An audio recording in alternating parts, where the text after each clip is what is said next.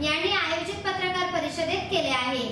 केंद्रीय निवडणूक आयोगाने महाराष्ट्र विधानसभा निवडणुकीची घोषणा करीत आचारसंहिता जारी केली आहे।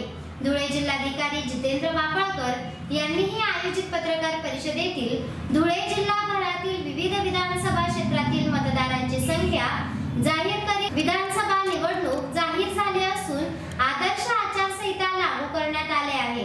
कुणीही आचारसंहितेचे उल्लंघन करू नये असे आवाहन धुळे जिल्हाधिकारी जितेंद्र वापळकर यांनी केले आहे। 24 ची निवडणूक आचारसंहिता लागू झालेली आहे। निवडणुकीचा जो प्रोग्राम डिक्लेअर झाला आहे त्यामध्ये 22 तारखेला निवडणुकीची अधिसूचना प्रसिद्ध होणार आहे। नॉमिनेशन पत्र सादर करण्याचा अंतिम दिनांक 29/10/2024 रोजी आहे। छाननी 30/10/24 ला होणार आहे। उमेदवारी अर्ज मागे घेण्याचा दिनांक 4/11/24 आहे आणि मतदानाचा जो दिनांक आहे तो 20/11/2024 रोजी आहे आणि मतमोजणी ही 23/11/2024 रोजी होणार आहे। जिल्ह्यात आतापर्यंत जी काही मतदारांची संख्या जी आहे 18,16,849 आणि सेना दरातले 2477 अशी साधारणतः जिल्ह्यामधील मतदारांची संख्या आहे। आणि आता आपल्या जिल्ह्यामध्ये जे काही मतदान केंद्र 1752 मतदान केंद्र आहे त्याच्यापैकी 876 मतदान केंद्रावरती आपण वेबकास्टिंग म्हणजे लाईव्ह आपण सकाळी मतदान सुरू झाल्यापासून ते मतदान संपेपर्यंतचं संपूर्ण रेकॉर्डिंग हे आपण या 876 मतदारसंघावरती करणार आहोत। त्या ठिकाणी आपण त्यांचं क्यू मॅनेजमेंट असू देत, गर्दी असू दे, लोकांना लावायच्या सुविधा ज्या असू देत, आपण प्रत्येक मतदान केंद्रावरती सर्व ज्या काही मिनिमम फॅसिलिटीज आहे त्याच्यामध्ये त्यांना तिथे राहण्यात, त्यांना बसण्यासाठी खुर्ची, त्यांनासाठी लागण्यासाठी त्यांना असलेलं शेड, पाण्याची व्यवस्था, दिव्यांग वोटरसाठी त्यांना व्हीलचेअर, अशा सर्व बाबीच्या आपण याही इलेक्शनला आपण कायम त्या ठिकाणी ठेवणार आहोत। याही व्यतिरिक्त आपण आपले जे काय 85+ असलेले वोटर्स आहेत त्यांना आपण होम वोटिंगची सुद्धा आपण उपलब्ध करून देणार आहोत। या व्यतिरिक्त आपल्याकडे जे काही दिव्यांग वोटर्स आहेत त्या दिव्यांग वोटर्सना सक्षम ॲपद्वारे त्यांना नोंदणी करता येईल। आम्ही नेहमीच जनतेत आहोत, त्यामुळे जनता आम्हाला कधीही एकटे पडू देणार नाही हा आत्मविश्वास आहे। आगामी निवडणुकीतही जनतेची साथ भक्कम असेल असा विश्वास आमदार कुणाल पाटील यांनी व्यक्त केला आहे। त्यांच्या हस्ते नेर येथे आयोजित कार्यक्रमात ते बोलत होते। धुळे तालुक्यातील नेर शिवारात धुळे ग्रामीणचे आमदार कुणाल पाटील यांच्या माध्यमातून यापूर्वीच विविध विकास कामे करण्यात आली आहेत। या विकास कामाचे शुभारंभ लोकार्पण जनतेसाठी 15 ऑक्टोबर आधीच करण्यात आले आहे। या पार्श्वभूमीवर आमदार कुणाल पाटील यांनी तालुक्यातील नेर येथे ग्रामस्थांशी संवाद साधला आहे। आम्ही नेहमीच जनतेत असल्याने जनता आमच्या सोबत असल्याचा विश्वासही यावेळी आमदार पाटील यांनी व्यक्त केला आहे। ज्या पद्धतीचं कामकाज सुरू केलेलं आहे आणि कधी कधी मला असं वाटतं ना की काही गोष्टी या योगाच्या असतात आणि त्या गोष्टीचा बरोबर योग आणि मुहूर्त जुळून आला की त्या गोष्टी तशाच बरोबर देव घडवून आणतो। ते आपल्याला घडवायचे नसतात, ते देव कधी घडवेल ते आपल्याला सांगता येतं।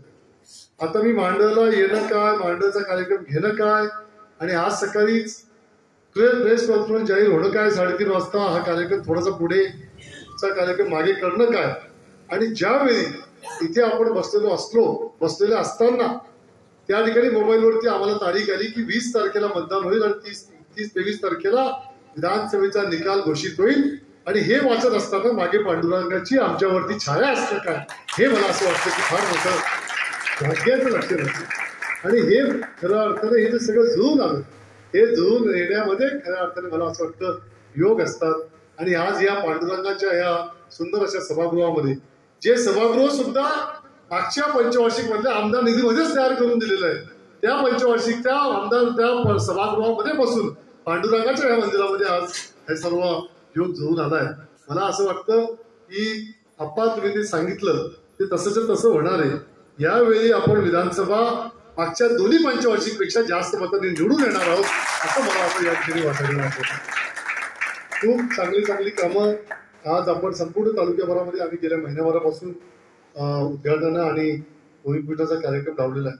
जवळपास प्रत्येक गावाला आम्ही गेलो आणि प्रत्येक गावाला 5-25 कोटीची कामं आपण केली। धुळे शहर विकासाचे स्वप्न अनेकांनी दाखविले, मला मात्र शहर विकासाच्या स्वप्नांची पूर्ती करायची आहे असे म्हणत धुळे मनपा माजी स्थायी समिती सभापती शीतलकुमार नवले यांनी आयोजित पत्रकार परिषदेतून धुळे शहर विधानसभेसाठी आपली दावेदारी जाहीर केली आहे। धुळे महापालिकेची माजी स्थायी समिती सभापती इंजिनियर शीतलकुमार नवले यांनी नुकतेच पत्रकार परिषदेचे आयोजन केले। यातून संवाद साधित त्यांनी धुळे शहरातील विकासाचे डिजिटल प्रेझेंटेशनही दाखविले। शहरात विकासाची स्वप्न अनेकांनी दाखविली, मला मात्र शहर विकासाचे स्वप्न पूर्ण करायचे आहे। माझे विजन व नियोजन झालं असून जनतेने आगामी काळात साथ द्यावी अशी साथ देखील इंजिनियर नवले यांनी घातली आहे। आयोजित पत्रकार परिषदेतून धुळे शहर विधानसभेसाठी त्यांनी त्यांची दावेदारी जणू सूचित केली आहे।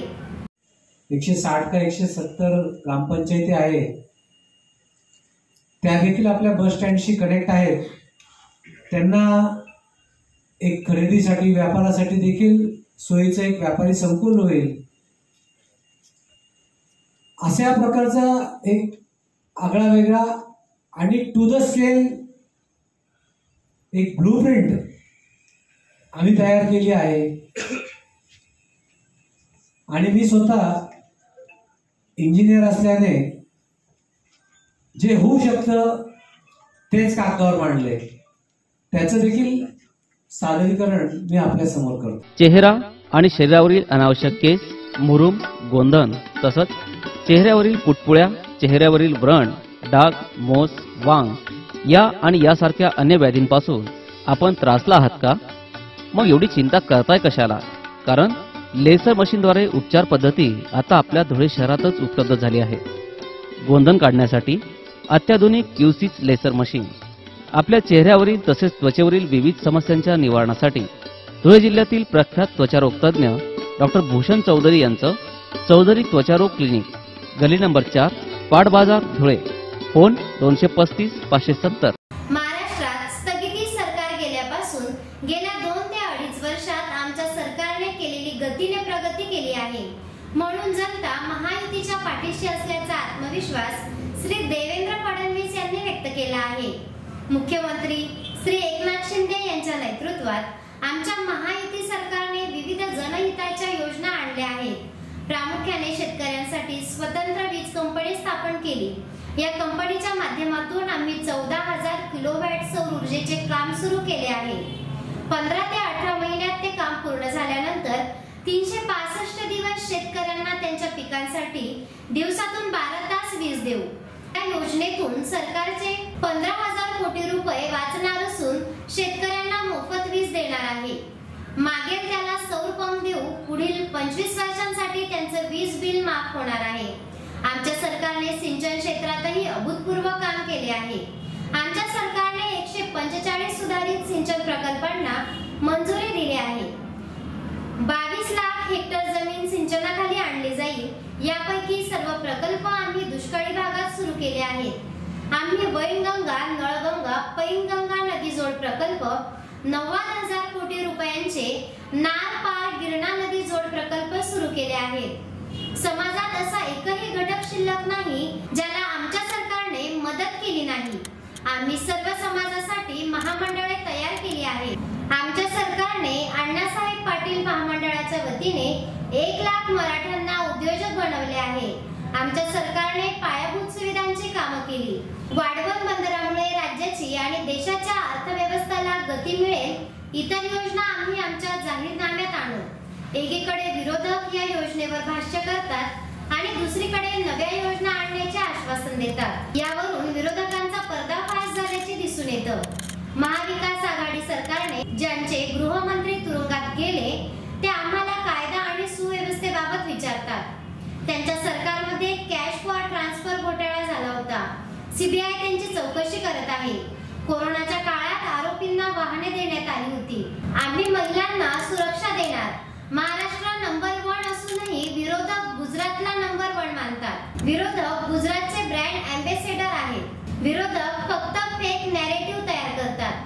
जनता आम्हाला पुन्हा आशीर्वाद देईल। सत्ताधाऱ्यांना मुख्यमंत्री पदाची चिंता आहे। विरोधकांना विचारा त्यांचा चेहरा कोण आहे। मी पवार साहेबांना आवाहन करतो, तुमचा मुख्यमंत्री पदाचा उमेदवार कोण आहे ते मला सांगा, अशी माहिती यावेळी श्री फडणवीस यांनी दिली आहे।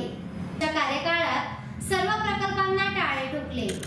निवडणुकीचा शंखनाद झालाय, अर्थात आमच्याकरता शंखनाद झालाय, काहींकरता ऐलान झालाय। आमच्या महायुती सरकारने 2-2.25 वर्षामध्ये जे काही कार्य केलेलं आहे त्याचं एक रिपोर्ट कार्ड आपल्यापुढे आम्ही ठेवतो आहोत। अर्थात हे संक्षिप्त रिपोर्ट कार्ड आहे, कारण आपल्याला ठळक बाबीच तुमच्यापर्यंत पोहोचवता येतील. सविस्तर त्यातला प्रत्येक मुद्दा आणि त्या त्या घटकांकरता केलेली कामं याची पुस्तिका आहे. त्याच्यामुळे ती काही आपल्यासमोर ठेवणं आम्हाला आत्ता संयुक्तिक वाटत नाही, ते आपल्यापर्यंत आम्ही पोचवू. स्थगिती सरकार गेल्यानंतर गती आणि प्रगतीचं सरकार हे गेल्या 2-2.25 वर्षामध्ये महाराष्ट्राने बघितलेलं आहे.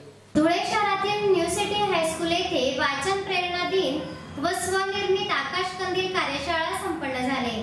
माजी राष्ट्रपती डॉक्टर APJ अब्दुल कलाम जयंती निमित्ताने कार्यक्रमाचे आयोजन करण्यात आले होते.